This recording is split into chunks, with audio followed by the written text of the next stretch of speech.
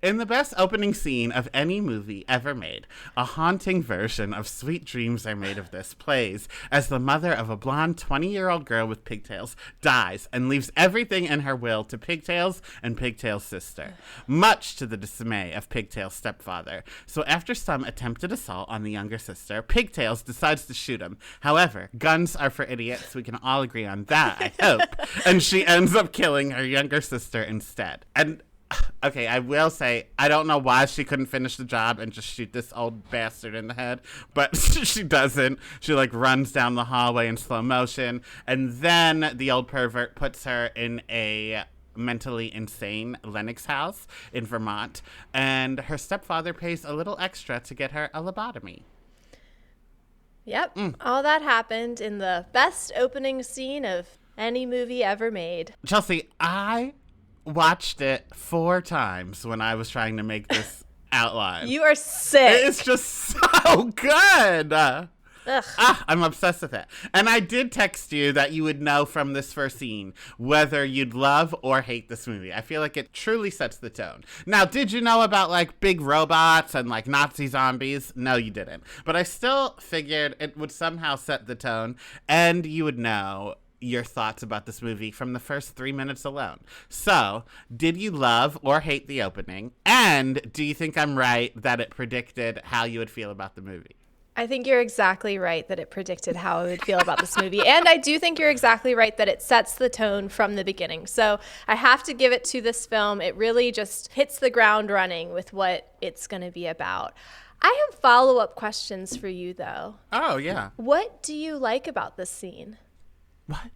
It's everything. It's chilling. It's artistically beautiful when the button pops off the floor and we get a close-up. The light bulb that shoots before we find out the sister's dead. It is just so intense. I feel like Zack Snyder would be a trillionaire if he wouldn't have made the rest of this movie and just submitted this opening 3 minutes as a short film somewhere. Play it in front of Up. I don't care where you play it. But if he would have submitted this as a short... Fuck that old cartoon man playing chess. Let's get some trauma porn right from the get-go. Oh, it's perfect, I think. Yeah, it's something. But I think the thing about this opening is it's just so...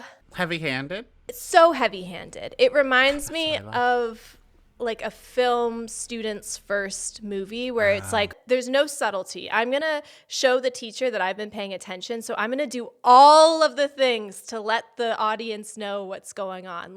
Let's immediately start out with the threat of sexual assault. But it's okay because she's going to get revenge. Oopsie kitty. No, she didn't get revenge, so now she's a damsel in distress and bad at murder, you know?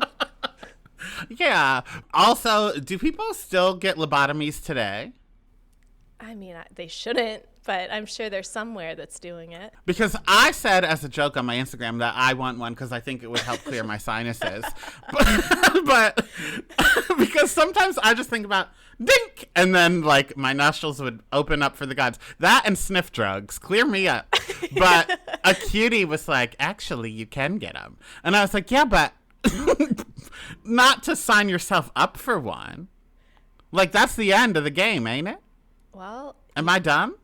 Well, you are dumb, but I don't think a lobotomy is going to make you smarter. And it certainly wouldn't be good for this podcast. When Where Is My Mind starts playing as a lobotomy is threatened, I groaned. Again, so heavy-handed. Where is my mind as they're talking about a lobotomy? Come on. And I'm so glad that I did not see this movie until present day, where I could watch it in the safety of my home with a husband who was also making fun of it, because I can almost hear the 18-year-old film student douchebags mansplaining this opening scene to their girlfriends who they're about to never give an orgasm to ever in their relationship.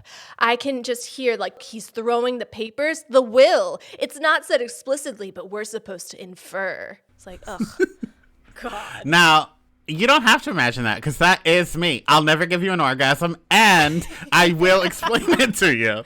I just seek out things that are bad for me, much like Baby Doll in this film.